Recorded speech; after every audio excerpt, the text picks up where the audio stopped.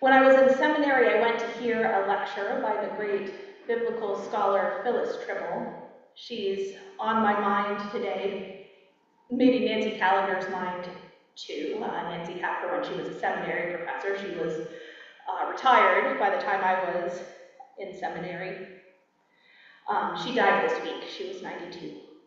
And she was noted especially for a book that she wrote called Texts of Terror, which looked at several stories in the Bible, stories that, for the most part, we don't usually read in church, in which women are subjected to horrific violence and in some cases killed. And in the Bible, in those stories, the violence doesn't seem to be condemned by God or by the narrator. That's what makes them, as she called them, texts of terror.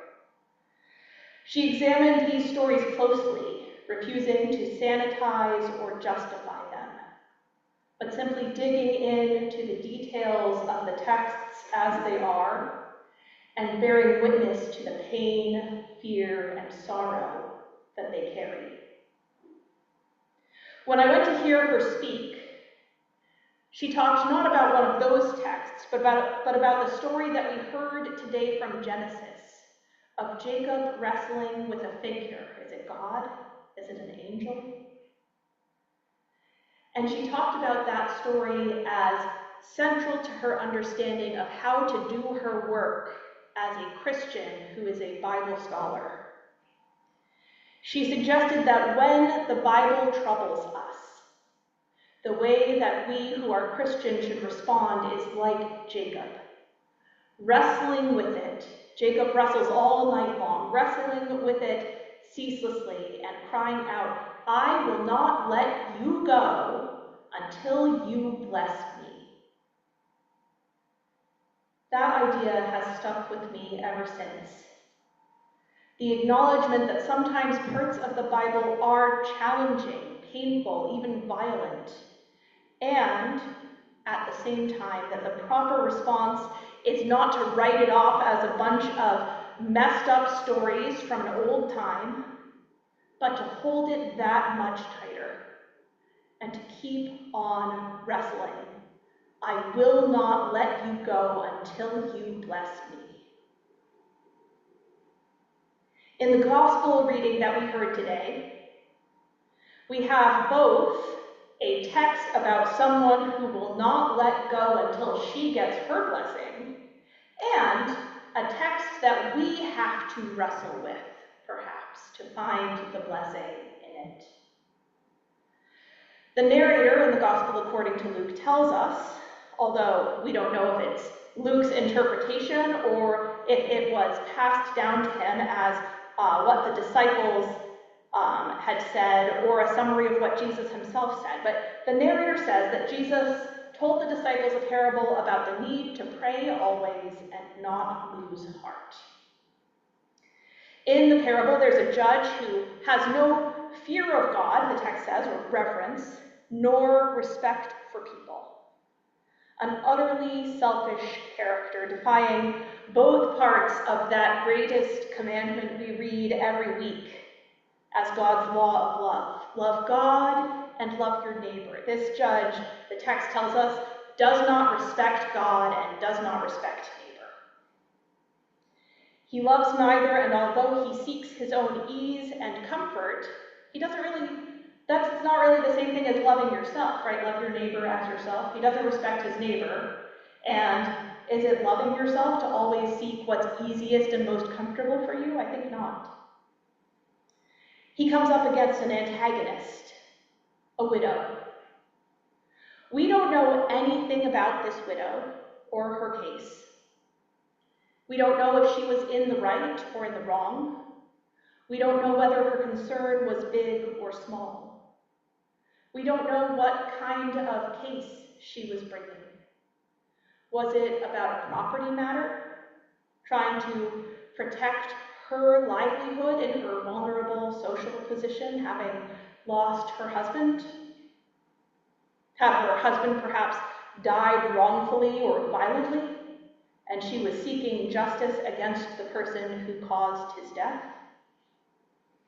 Commentators Amy Jill Levine and Ben Witherington note, though, that the Hebrew scriptures consistently use the figure of the widow as an example of someone marginalized and vulnerable for whom God commands people of faith to especially care. So likely, when Luke says there was a widow, we are supposed to assume that this is a sympathetic character. And so we are supposed to assume, probably, that she is in the right and in need of the justice she seeks in this parable. We certainly can think of legal matters where there was a very persistent person who was not in the right, and they should have dropped the whole thing. Being persistent doesn't make you right. But scriptural images of the widow are generally sympathetic, and so we're probably supposed to be sympathetic here. She is portrayed as tenacious, coming to the judge over and over again, asking for justice. Initially, the judge refuses. He doesn't want the bother of giving her what she seeks, whether it's right or not. But the widow continues to pester the judge, and finally he is tired of her nagging. The parable portrays him speaking to himself. Though I have no fear of God, nor respect for anyone. Imagine someone saying that to themselves. It's kind of funny. Though I have no fear of God, nor respect for anyone, I will grant her justice, so that she may not wear me down. That's a softened translation. The Greek says, so that she will not give me a black eye.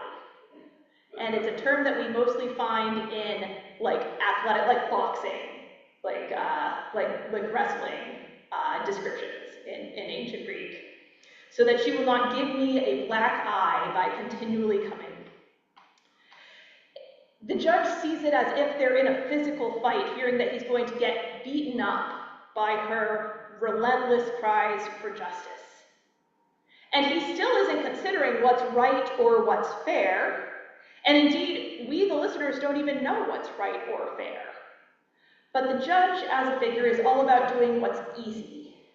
And he has reached a point where giving the widow what she seeks is easier than continuing to ignore her. We are told that this is a parable about praying always and not losing heart. But the parable itself doesn't seem very uplifting, if that's what it's about. We don't want to picture God as the hard-hearted, self-absorbed judge, or ourselves as that relentlessly pestering widow harassing God into giving us our way. Thankfully, Jesus takes his interpretation in a slightly different direction. He says, if such a self-absorbed and arbitrary judge would eventually capitulate to this nagging widow, how much more will a loving God respond to our heartfelt and persistent prayers? That's a little better. The parable seems to reassure us that if we are fervent and persistent in prayer, God will give us what we seek. And yet, we all know of prayers that seem to go unanswered, of suffering that was not relieved, of illnesses that were not cured, of opportunities that did not come, of bitter divisions that persisted to the grave. With that in mind, commentator Debbie Thomas writes this: I know that when I persist in prayer, really persist with a full heart over a long period of time, something happens to me. My sense of who I am, to whom I belong, what really matters in this life and why, these things mature and solidify. My heart grows stronger. It becomes less fragile and flighty. Once in a good while, it even soars. And sometimes, here's the biggest surprise, these good and substantive things happen even when I don't receive the answer I'm praying for. I don't mean for a moment to suggest, she continues, that unanswered prayer doesn't take a toll. It does. It hurts and it baffles. Sometimes it breaks my heart. But maybe that's the point of this parable too. The work of prayer is hard. The widow's predicament is not straightforward. She has to make a costly choice every single day. Will I keep asking? Dare I risk humiliation one more time? Do I still believe that my request is worthy of articulation? Can I be patient? Am I still capable of trusting in the possibility of justice? Perhaps we can find, that was Debbie Thomas in Journey with Jesus. Perhaps we can find at least some solidarity in this parable. That when it seems like life and the world are wildly unfair and unjust and we don't know why it's like this, in this parable, Jesus seems to say, yeah, I see it too. It isn't fair and it isn't right, and I know it. Perhaps we can hear in this parable also not a lesson about our relationship with God, but about how to live in this tremendously unjust world. We make heroes out of people like Martin Luther King Jr., Susan B. Anthony, who worked tirelessly for women's suffrage, William Lloyd Garrison, the famous abolitionist, and many, many more. But when those people were alive, do you know how they were talked about? So many people were so annoyed by them. The public, and also people in their lives, will they give it a break? Always going on about slavery, about voting rights, about racism. Ugh, it's exhausting. That's how people talked about those heroes when they were alive.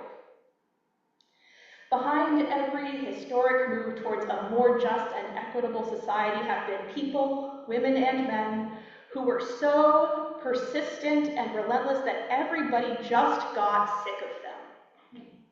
People who were zealous and strident, people whom others saw as too much, too loud, too needy, too demanding, too single-minded, too pushy, too hard-headed, always ruining Thanksgiving. People who asked for justice so relentlessly that the ones who initially stood in their way surrendered, sometimes because it was the right thing to do, sometimes because they had a genuine change of heart, but more often because it was expedient. When those with power will not be swayed to do what is right, sometimes they can get pestered and nagged into doing the right thing in spite of themselves.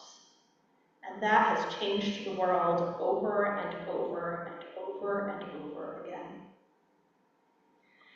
Jesus invites us in the face of adversity to that kind of persistence in our pursuit of a better world and in our prayers to God. He invites us to discern what we want and need, what we believe we are called to, and to be persistent in it no matter the cost.